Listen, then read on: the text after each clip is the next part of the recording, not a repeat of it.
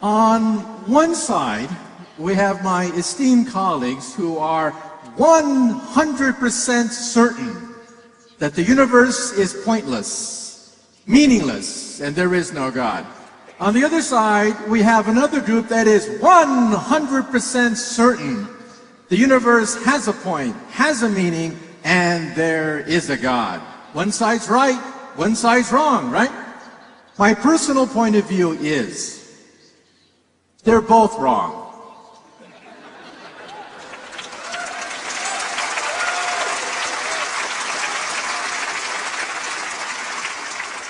What is science? Science is based on decidable statements. If I drop my cell phone, I know it's decidable that it will fall under gravity. Science is based on statements that you can test, reproducible, decidable, falsifiable. But the question of does God exist, does the universe have a point, is undecidable. It is not part of science. It's like trying to disprove a unicorn. Let's say you want to disprove the existence of unicorns. It's really hard to do. Because maybe some island, maybe in outer space, there are unicorns. How do you prove that unicorns do not exist? Very difficult. Now, I'm a physicist. My goal in life is to complete Einstein's dream of an equation, perhaps no more than 1 inch long, that will summarize all physical knowledge and allow us to, quote, read the mind of God. So what was his point of view toward God? Einstein said there really are 2 types of God, and that's the source of confusion. The first God is the personal God, the God of vengeance, the God that smites the Philistines, the God that answers your prayers, the God of Moses and Isaac and Jacob. Einstein said he couldn't believe in that God, but there's a second God, the God of Spinoza, Leibniz, the God of harmony, beauty, simplicity, elegance, that the universe could not have been an accident. So I see no evidence of God.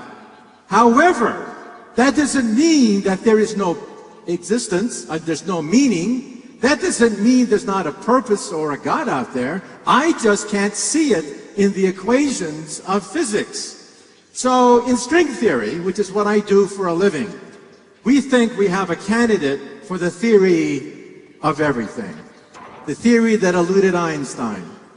And so we even now have a candidate for the mind of God.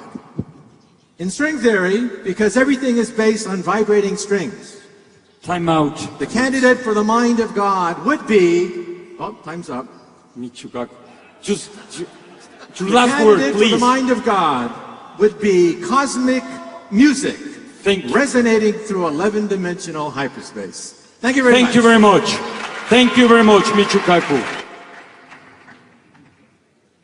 Well, I have to say that I'm surprised by what Michio Kaku said at the very beginning in ascribing to our team 100% certainty in what we have argued. I don't think any of us claimed to have 100% certainty, and in fact I would say that all of the arguments we presented for the existence of God were probability arguments. And they are arguments to the effect that the existence of God is so likely that it is the way we ought to bet with our lives if we should have purpose. That is not 100% certainty. But I did get the sense of 100% certainty that science is the only source of knowledge, according to this side over here. And Michio Kaku, maybe that's your view too, I don't know, because you did say that the God question is undecidable. How undecidable? Well, presumably because you can't prove that God exists or even show his probability if you have science only to go with. But of course there are many things we know, including that God may well exist because of other evidence without depending exclusively on science. Richard Dawkins has accused us of making an emotional argument. But I believe that his presentation is especially emotional. He has not argued that God does not exist. Thank you. He has not shown that any of the arguments we presented here today are fallacious. Rather, he has simply dismissed the idea of God as pathetic. Time out, I'm sorry. That's emotional. Thank you. Thank you very much. Wow. Michio Kaku, please. In my next book, Physics of the Future, I try to predict the next 100 years based on interviews with 300 scientists. Very difficult question. But I predict that 100 years from now, on the 103rd anniversary of this conference, we will have another debate arguing the same thing over again. Because, for two reasons. First, it is undecidable. You cannot decide this question using any known rational means. It is undecidable. Second, there's probably also a God gene.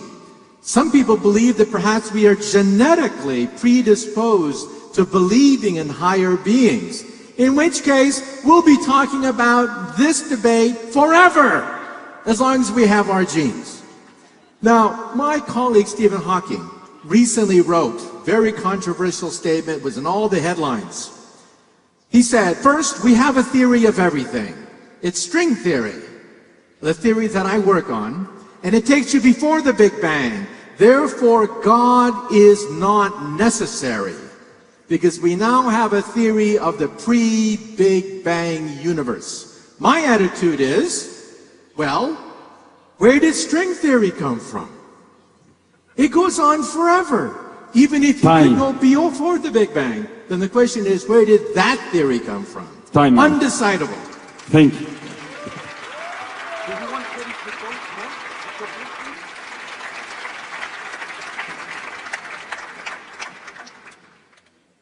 Four things I did not say. One, I never said scientists don't have poetry and love and so on. I said they're not susceptible to the scientific method. That's very different. Second, I did not say that my opponents were pathetically lazy. Third, I did not say they were childish. And that's why, fourth, I did not say that good manners in argument are only on our side and not on their side. But here's one thing that I did say. I've sat at the bedside of scores of people who are dying. I've held their hands. I have faced death several times myself through illness. I know what it is to understand that you are ending your life in this world. And I know what it is to ask yourself the question, is this the only world, or is the universe something greater and something deeper? We don't claim we can prove God. We don't claim we can prove purpose. We do claim that our intuition of purpose is not empty, it's not foolish, it's not childish, and it's not stupid.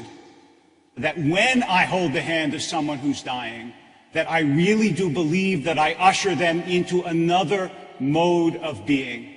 People have believed that since the beginning of time, and the fact that not everyone believes it today doesn't mean it is not true.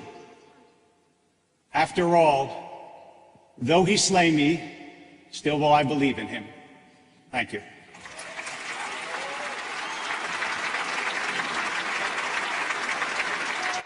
When you hold the hand of somebody who's dying, it's nice for them to think that they're going to a better place. Of course it's comforting. That doesn't make it true. You cannot argue for some truth about the universe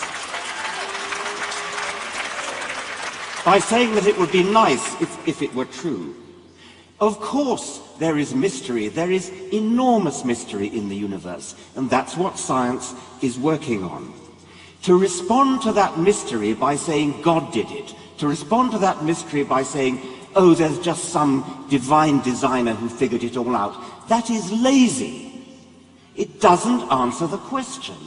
Darwin provided us with the role model for how you approach that kind of thing. He took the really hard case, which is life. He took the case where it seemed obvious to everybody that it had to have a purpose, that it had to be designed. He showed for the hard case that it could be done. That's what science is working on. The mystery, when it is solved, will be solved by scientists who will use the Darwinian method. That's to say, they will explain in a bottom-up way how it is not just that life came about, and we know that, we understand that now, but also how it is that the universe came about. That is the challenge of science. That is what science is going to rise to. We shall not resort to lazy, second-rate explanations that just lie down under the problem and say, God did it. Time out. Wow. Un aplauso, un gran aplauso para los seis metros. Please, if you could stand up, un aplauso de todos para ustedes.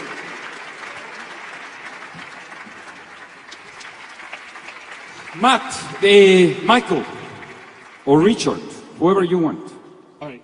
Okay, so first of all, we're not saying that the universe has, that we have no purpose. We are the purpose givers. We are the humble ones in that sense. So, and it comes from the fact that this is what we do.